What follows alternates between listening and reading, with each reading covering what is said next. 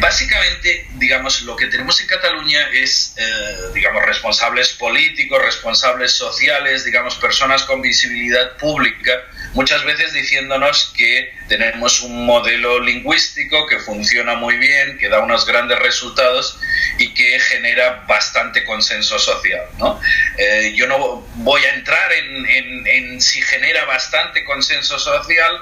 Lo que no está tan claro, y no está claro en parte porque no se estudia lo suficiente, hay un cierto apagón informativo sobre eso, es que produzca grandes resultados, digamos, en términos de rendimientos educativos, ¿vale?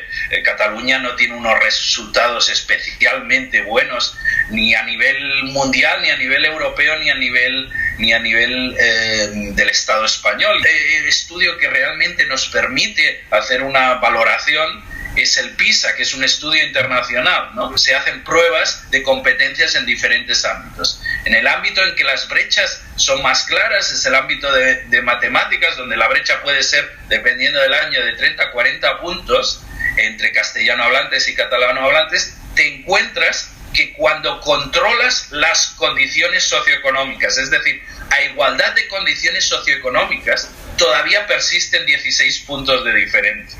16 puntos de diferencia no es una brecha muy grande. Lo que pasa es que lo que sorprende es que nunca se disputa esta brecha. Las familias que hablan castellano, por diferentes razones, son familias con rentas más bajas, en términos generales, o sea, hay de todo, pero en términos agregados son familias con rentas más bajas, con recursos educativos más bajos, pero a igualdad de brechas socioeconómica todavía persisten diferencias, ¿no? Y esas diferencias sugieren que hay que mirar al modelo lingüístico.